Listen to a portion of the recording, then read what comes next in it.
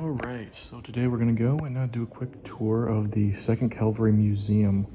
It's a small little museum here in Vilseck, Germany, only open on the weekdays during normal business hours of the military, but if you ever have a chance to swing by Rose Barracks, it is a wonderful museum. So we start off with Charles Hancock, or Hank Reed, and all the things that they have. So it tells you everything from the model 1902 to the Sam Brown Belt Cavalry Officer's cap and jacket and spurs. And it's very well put together. The bigger blown up photos, as well as the original and reproduction pieces to bring the whole little place together. Most people that come here usually come as a group tour or a gathering for a unit, but you can always come here on your own and enjoy a nice little tour of it as well. Old belt buckles, patches.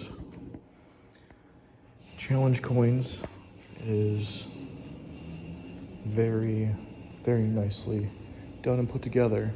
Start through going 1902, so that would be Mexican insurrection right here. And then, yep, Cuba, Philippines, and Mexican border service. That's a goodness, I believe that's a Craig Jorgensen. The weird thing on that one is it's a side-loading bolt action.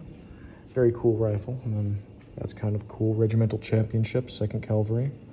Piece of the flag from, it looks like, because 1898, so Cuba.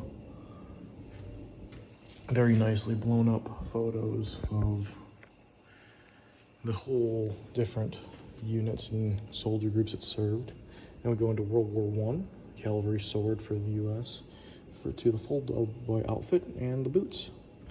Kind of cool. And then you have a full saddle set up here for the actual cavalry before we switched over to mechanized. Now if we move over here, I believe this would be the Civil War, so we probably should have started over here. But okay, so the Indian Wars, the Second Seminole War, Mexican-American War. So the Indian Wars and what they originally wore to here. Frontier headstone of Private Jones Bulger from Texas. And then the original old flag and the type of saddle they used during that time. And then there's the Dragoon uniform and equipment. That's a cool Bowie knife right there. And we move on. Go around this way. I believe the Civil War. There's a full statue, the pistol, the saber. Then the medals. It is very cool. Yep, the Civil War and what's represented in this display case. And then the Medal of Honor winners from the Civil War here. Go up and you have the army paintings that are always cool. Then you have the Indian Wars itself. So the Seminole War, they don't really consider an Indian War because it was earlier than after the Civil War and before 1898. But there you go, from the uniforms to the hat. It tells you also if they're reproductions or they're actually correct, which is cool as hell. Then we move on back over here. You have the trenches right there, the soldier in the dugout. A very nice thing put together. You have them drinking coffee, sitting down, a lieutenant. Though I don't believe they would wear the bars like that and capture German cap and helmet. But still very nicely put together. This one, that's kind of cool. One of our boys capturing the first German prisoner. And there's the front of the trench. And the flag. So that flag, yep, all the way through World War I at St. Michael and the Meuse-Argonne offensive. Then the between war periods, so 1919 to 1938-ish. There's the review in Fort Riley, Kansas. And then that's a full regimental photo. They roll up usually, but that's very nicely preserved. And then there's everything in this little museum piece right there. Continuing on, go over here to Sergeant Jim O'Leary and all his stuff, including letters. He was a colonel of the 2nd Cavalry Regiment and helped with this. And then we go here. We have a German armor officer's uniform from the 116th Panzer Division, the black uniform.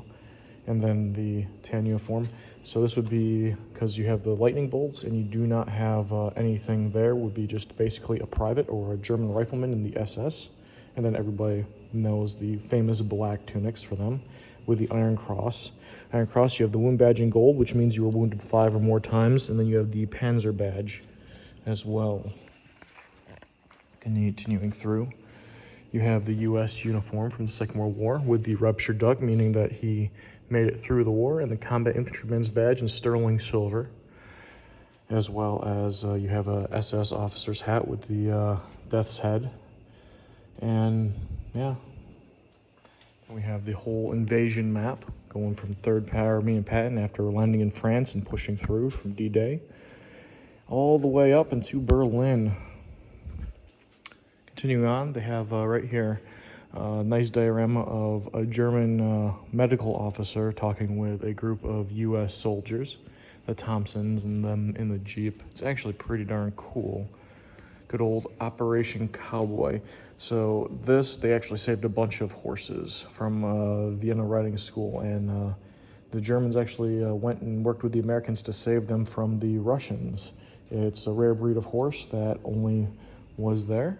And Colonel Reed inspecting the Lippinzer horse. They have better videos than what I'm doing here on this whole operation. The U.S. worked with the Germans, but it was one of the few joint cooperations that the U.S. and Germans did throughout the war. Continuing on, we have a first sergeant uniform from World War II, the U.S. Constabulary. So actually a little after World War II, 46 to 52. So when we occupied Germany, like fully, and then the armor as well and whatnot. Then we have this whole display going from the Civil War to Korea, World War II, Iraq, Afghanistan, Vietnam, the Indian Wars, Desert Storm. They did a really good job with these displays and the mannequins. So coming back over here, we have Operation Desert Storm and Desert Shield, and this is one of the armored. So these used to be flight jackets, and then because of their flight jackets need to be fire resistant and whatnot, they also issued them to tankers, as well as armored vehicle personnel. You have the helmet as well, and then the individual who was there. This was him in Desert Storm, and that was him in Afghanistan/Iraq, from good old E1 to a full bird. And then the mission in Haiti, Operation Task Force, and then the Zone 4, the UN flag right here, Haiti and Bosnia, so the UN forces, as well as our good old forest cam, and then whatever is in this one, as well as the stuff that was in that case. Forgot to show those. But continuing on, go through and over here to Operation Iraqi Freedom. You have your MVGs, as well as soft cap with Iraq on it, and then the uniform, so colonel and then major, and then 2007 to 8, and what was in this. And then we go to the end of the museum. Like I said, small museum, only like a 10-15 minute video altogether. This should bring us to Operation Enduring Freedom in Afghanistan, one of the signs outside. And then Reddick and Balag, probably mispronounced their names, but there we go. And then, yeah, the boots, and then how you put your gold spurs on. So not only do the cavalry regiments get those, but the Apache regiments get them as well. And we have this World War II baseball glove. Oh, and the picture of the guy throwing the ball. Now we go to the back, where it's just a bunch of just 2nd Cavalry stuff. So you have an Australian cavalry regiment that is in conjunction with this cavalry regiment in their friendship charter. And then we have the German cavalry / armor regiment and their friendship waiver as well, the 12th Panzer Brigade. An 1836 flag right here. And then we have books. So some of these books are actually very valuable because not very many were written. So if you're trying to find any of these like books from here over, especially stuff from David L. Bernard, you are going to be paying probably upwards of $300 or $400.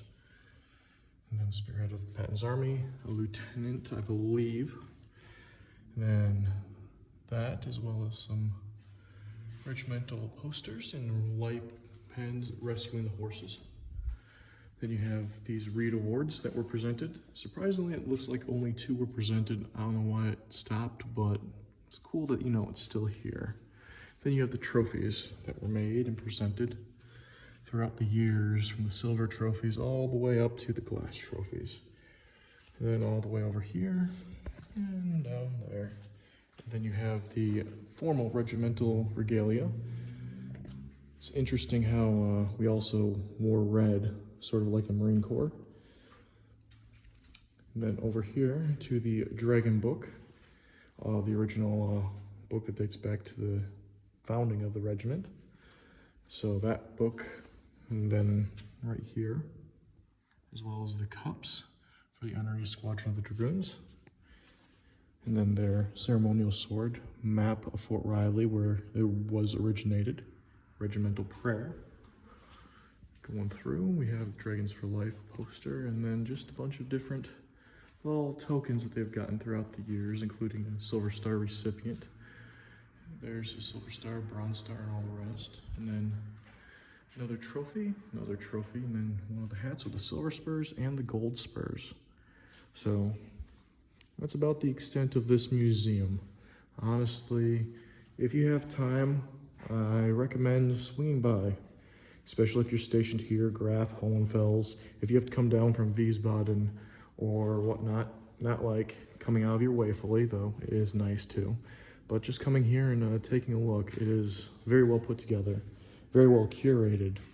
A little on the dreary side, but with all and how much time and effort was put into making this whole place and how it sort of comes together, 100% recommend finding time to come here at least for 5, 10, 15, 20 minutes and just doing a quick walkthrough, because it's definitely worth your time. So hopefully you guys have a good rest of your day and enjoyed the little video.